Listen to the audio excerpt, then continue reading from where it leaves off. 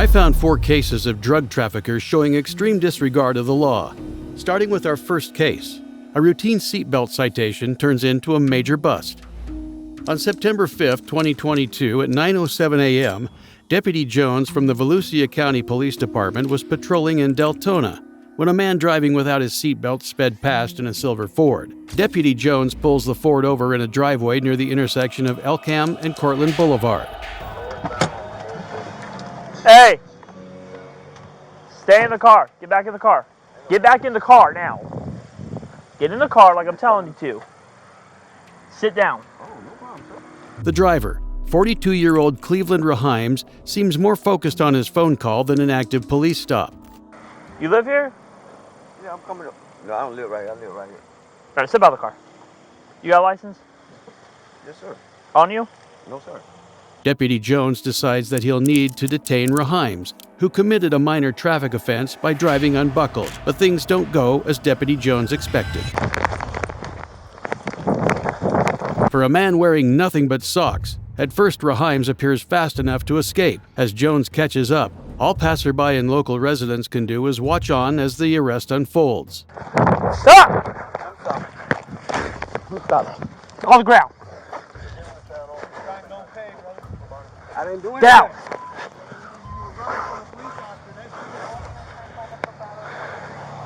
Stop. What's wrong, sir? Hey, sir. Stop. Here. I stay right there on Douglas. Can you go down and get my wife from me, please?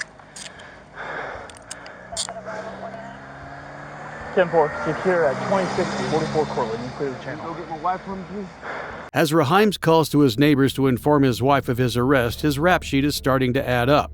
First, he stated he didn't have his license. In the state of Florida, driving without a license is a second-degree misdemeanor.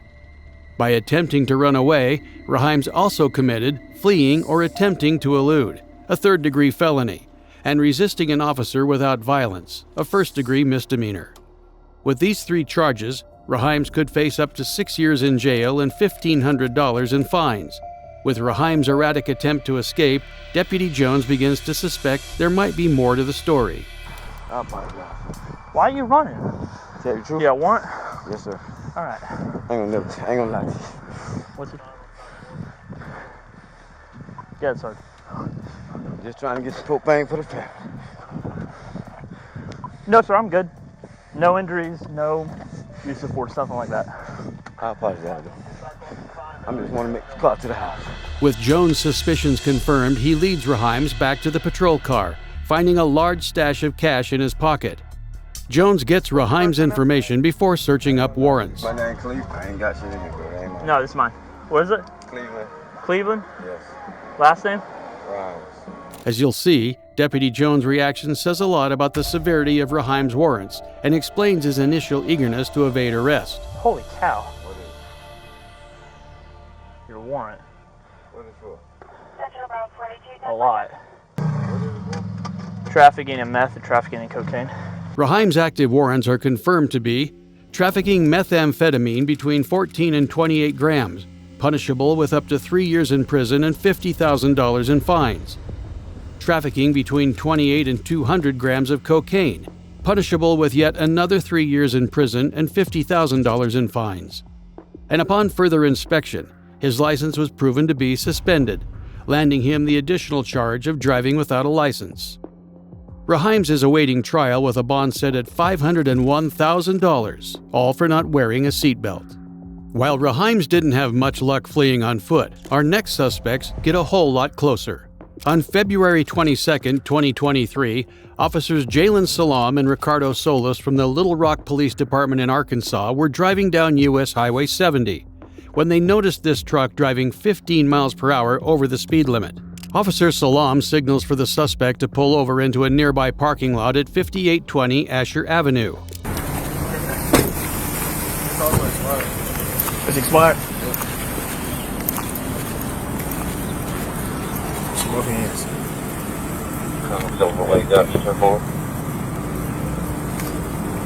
Yeah, I'm there for you, but also Hey, how you doing? I'm Austin Little Rock Police Department. Reason I stopped you, tag is expired. And it's still expired. And you were about like 10 to 15 miles over the speed limit, wasn't nothing major. No, sir. Upon approaching the vehicle, Officer Salam learns that the suspect is 36-year-old Royce Weaver. With Weaver is a passenger, 24-year-old Eric Johnson. Officer Salam explains to Weaver that he pulled him over for an expired license plate and speeding more than 15 miles per hour over the limit, a clear traffic violation. In the police report, Officer Salam states that a marijuana odor emanated from the F-150. In the state of Arkansas, that gave Salam probable cause to search the vehicle. Weaver and Johnson seem suspiciously nervous, but Officer Salam doesn't expect what happens next. Cut the truck off. How are you pulling your gun?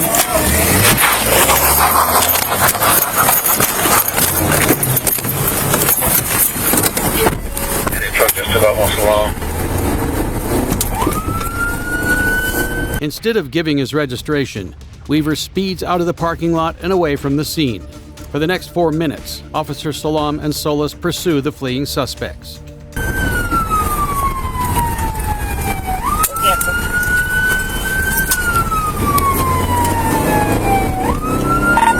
Hey, Sarge, the truck just took off. I'm gonna be in pursuit. Northbound University, Alice.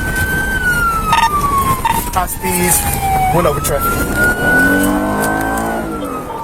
The chase leads them northbound down University, then eastbound down 28. Officers Salam and Solis lose sight of the suspect. Yet, fresh to the scene, Zachary Nelson spots Weaver fleeing on foot. Black male running all blue, running northbound, southbound on Harrison. Officer Nelson quickly begins to chase Weaver. Weaver ran southbound between Tyler and Fair Park, while Johnson fled northbound.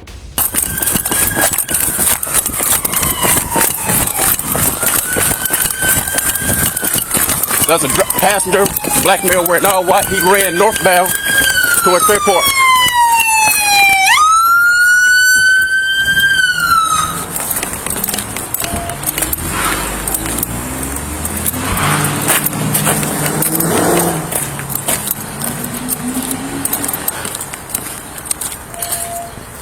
When I got eyes on the passenger, he's running northbound between the alley of Tyler Street and Fair Park. Nelson loses sight of Weaver and radios to the squad.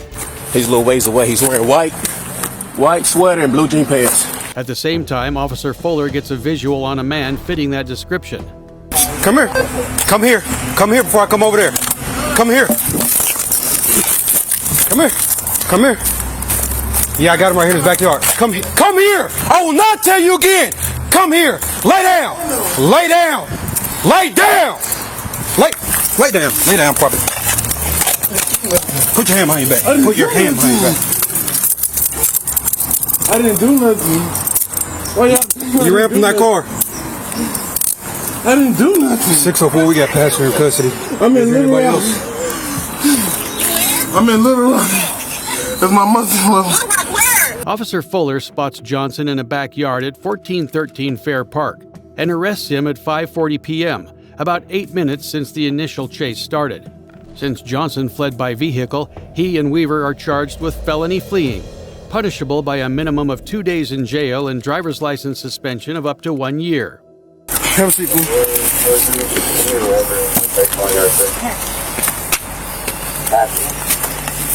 You're a big dude, so you might have to put your butt in person and slide to the other side. You need me to come to the other side and pull you? There you go. Alright, I'm gonna take you over there so we can get your big car for you. Put your butt in so I don't slam in the door. Now that Johnson has been apprehended, he'll need to be brought to the other officers for formal identification before his official arrest. Officer Salam has no trouble identifying him, as Officer Nelson is hot on the heels of Weaver. He's running northbound in the alley. Hey, if you roll, let me see your hand. I got eyes on the driver. Running eastbound on 18th Street from Tyler. Eastbound on 18th Street from Tyler. You move. You done doing? You done? You done? I got the driver at gunpoint. 19th and Tyler. Lay down. Lay down. Turn around. Roll on your stomach. Lay on your stomach. Roll on your stomach. Roll on your stomach right now. Put your hands out. Put your hands out. Get off the phone. Put your hands out. All right, dude had a gun. Put your hands out. Put your hands out. Dude had a gun on me. Man, 19th and taller with the driver. Put your hands behind your back. Hey, just had a gun on me. Tried to rob me. Told Get me off to the phone. take off, and he gonna shoot me. I didn't see him. The police got me. Black male, white sweater, blue jean pants. He was last seen running northbound between the alley of Tyler and Fairport. Lay down! I'm laying down. I don't know where I'm at. Dude had a gun on me. Okay, it's quiet. You decide to run. Notice how Weaver makes a desperate attempt to justify his actions, saying he had a gun on me. Ultimately, Weaver is arrested on 1800 South Tyler Street and taken into custody. In addition to the felony fleeing charges, Weaver is charged with a Class C misdemeanor for speeding and a citation for driving with expired tags. Weaver racks up an additional $530 in fines and 30 days in jail. With the suspects now detained, Officers Salam and Solis rush to search the abandoned truck. Hey, we gotta secure the car. Let's do That's traffic come forward. 19th and taller. Gotta go, street crime!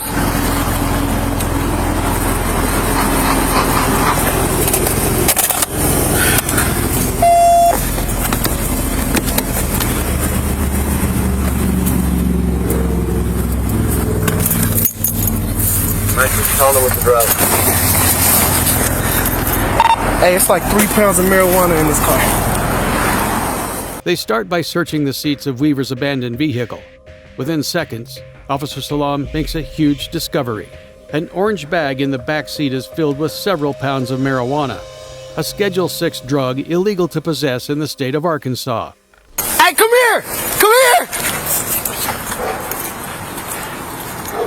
Y'all over here? Dang.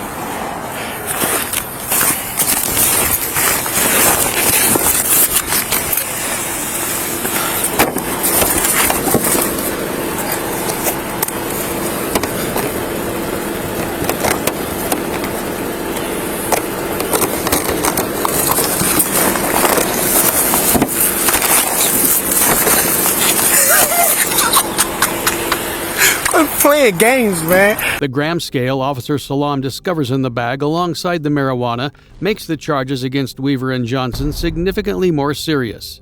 Since they were carrying over 4 ounces of marijuana and drug paraphernalia evidencing intent to sell, the charges against them rose to a potential Class C felony.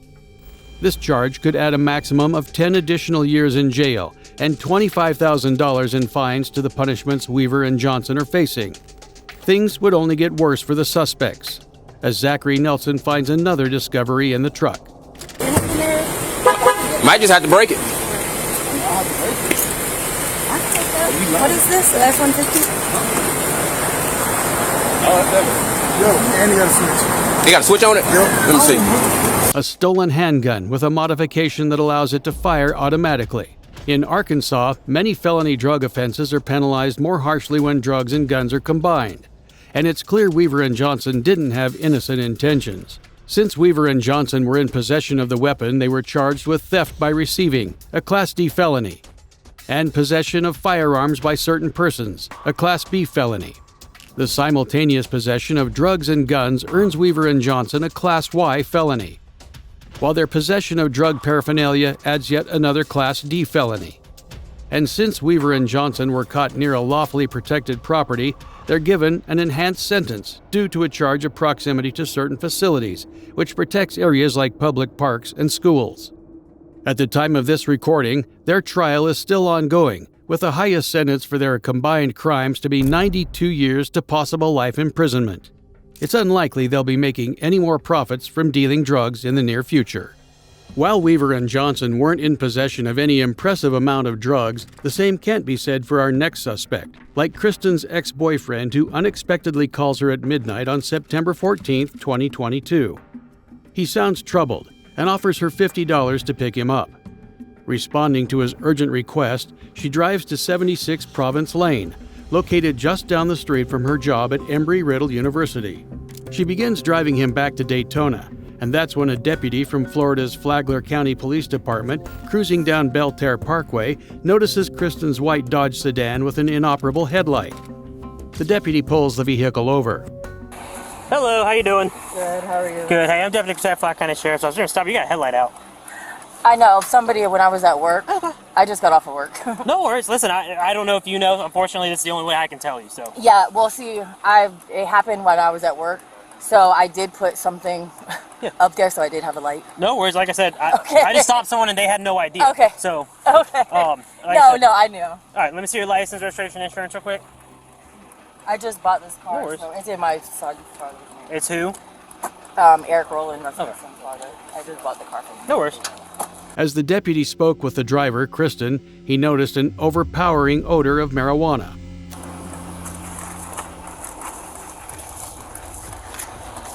Any crack, cocaine, hemp, LSD, marijuana in the car? That's it. Medical marijuana card? Either one of you? Okay. Huh? I don't smoke. You have one? I don't Is it with you? I don't have it with me. You don't? All right, I'm going to grab a notebook and then I'll check to make sure it's valid. You know you got to carry that on you, right? Yes, sir. I can give you the No worries. He's gonna get his notepad and go through that. Okay. When's the last time you smoked? Oh, me? Yeah. Probably about an hour ago. But it's... In the car? No, it wasn't in the car. No, I just got off work. So do you have any on you right now? Me, I don't have nothing. So where's the smell coming from? Is it just from you earlier? It's on my clothes. It's just on me. I work at Embry-Riddle. I just came to pick him up from our... The passenger, 52-year-old Adrian Rivers, says that he smoked legally acquired weed earlier. Failing to carry your medical marijuana card is an offense punishable by a fine. However, the deputy decides to check if Rivers is registered for medical marijuana in their internal system. Instead, the deputy finds out that Rivers' medical marijuana card is expired. And when officers search for Rivers in their system, they find out he has a warrant for cocaine possession in Volusia County and for failure to pay child support in Orange County. This gives them probable cause to search Rivers and the vehicle.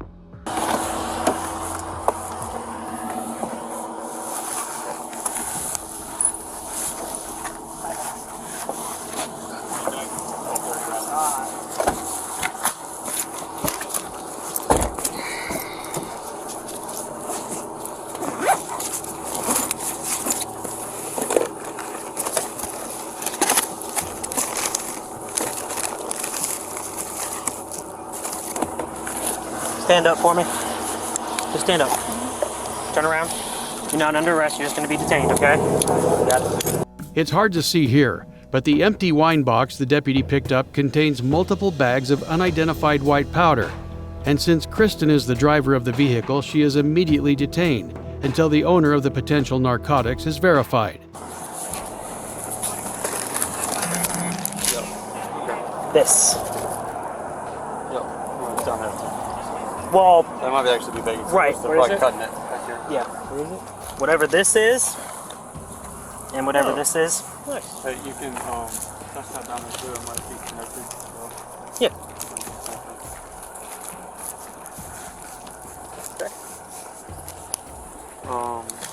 Yeah, we'll pull it out. Yeah.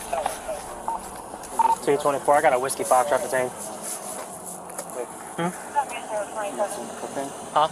Cocaine and fentanyl? Yeah, cocaine and fent for now. The deputy notices two separate powders indicating the mystery substance in bag 1 is most likely fentanyl or cocaine, and the second bag would be a cutting agent. Yet they still find more from here. Keith, can you give me the cartridge?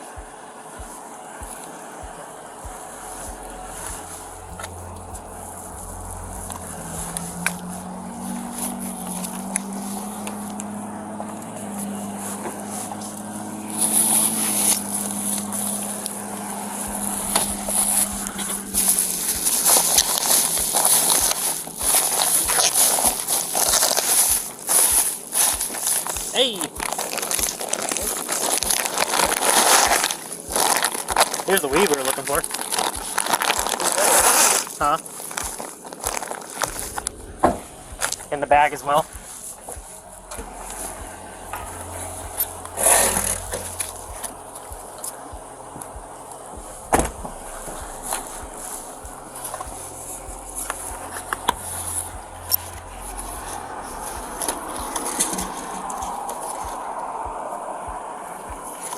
Hey, so something I'm going to notate is in this bag, there's a box with his name on these cards. Is that where you find all that stuff? So far, everything's been out of this bag, yes.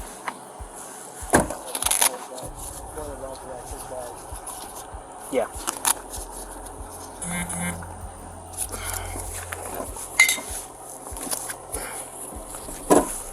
Everything on my side was clear. Okay. If you want to start just going back over the front seat where she was, where I looked already, I just always like to have 2 people go over it when it's available.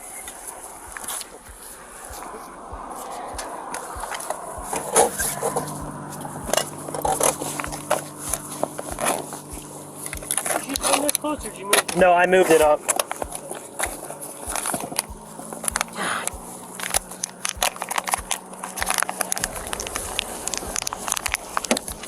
Hey, if you want to sit her in there, it's gonna be a minute before a female comes.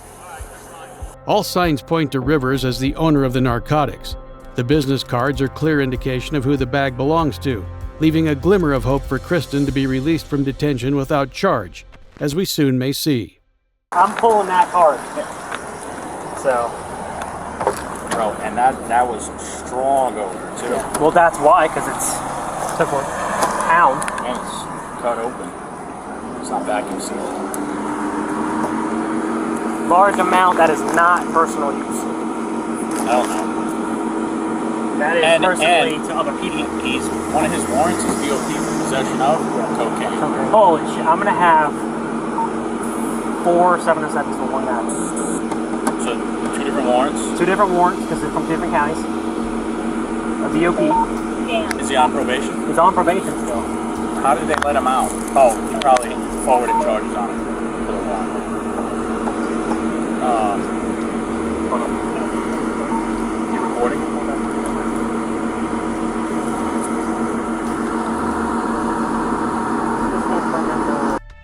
As the officer mutes his body, they prepare to identify the mystery substance.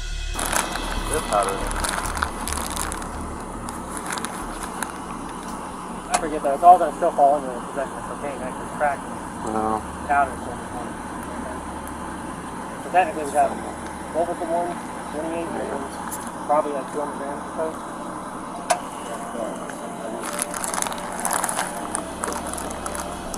I mean, and that's still actually because that thing doesn't sit on the scale that well. Still waiting for the warrant to be confirmed.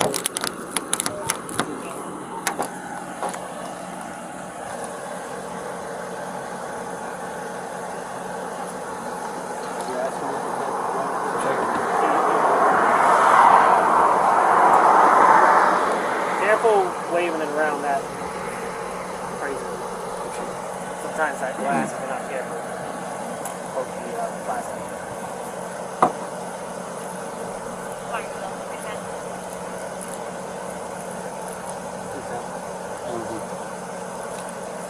Holding up 13 unit current statement, 120 Garden Street North, reference a white car that comes every Tuesday night, stays for a few hours. Yeah, that's a pretty rough looking orange right there. That's on the big one? Yep. Let me see. Yeah. Look down in there. The substance immediately turns orange, confirming a positive test for fentanyl. Rivers is subject to a new charge, first-degree felony of trafficking fentanyl. Considering he is on probation, has a history of grand theft auto, and has more than 219 grams of fentanyl, it's likely that the charge will be considered a Level 9 severity offense, holding a maximum penalty of 30 years in prison and $500,000 in fines, and a minimum of 25 years behind bars. He is yet to have his day in court. According to Flagler County PD Sheriff Rick Staley, the amount of fentanyl found was enough to kill over 100,000 people. Kristen was released without charge. While our next suspect didn't get so lucky, because on August 18, 2022, around 9 p.m., Deputy Daniel Berriozabal and Officer Sean Adkins of the Volusia County Police Department were patrolling in DeLand when they noticed a Toyota speeding down New York Avenue West.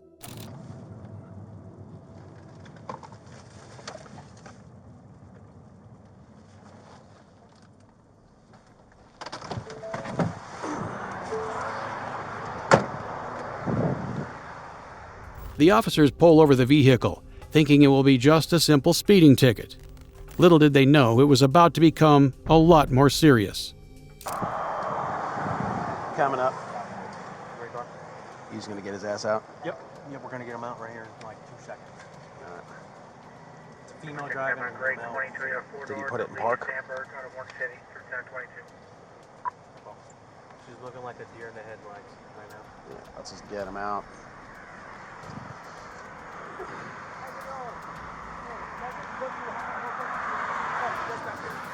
All right, ma'am. Just come on back here so my partner can give you your written warning.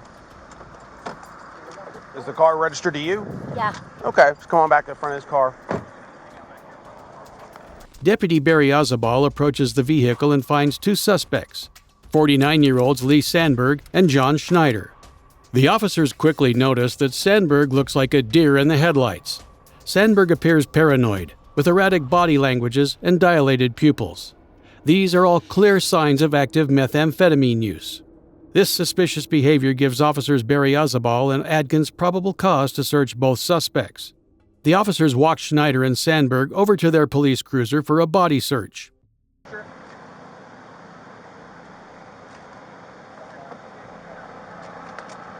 just step over here right there. Put your hands behind your back. Do it now. What do you do? He just dropped a bag. It looks like dope. Oh, man. I'm going to step over here. Oh, okay. He's ready. I got you. Yeah. All right. You're obviously not free to go. I can tell you, it came out of you. It's all on fucking camera. I mean, whatever. You might as well try to lie. You ain't got nothing to lose. Walk back over here. Schneider refuses to cooperate. He resists taking his hands from his pockets. When Deputy Adkins attempts to detain him for resisting arrest, Schneider drops a bag. Officer Barry Azabal immediately notices, and Schneider just earned 2 new criminal charges. In attempting to hide the drugs, Schneider racks up a 3rd-degree felony charge of tampering with evidence, punishable by up to 5 years in jail and $5,000 in fines. And since he resisted handcuffing, Schneider is also charged with resisting an officer without violence, a 1st-degree misdemeanor with punishments of up to 1 year in jail and $1,000 in fines. Now that they know Schneider is attempting to hide drugs, the officers escalate their search.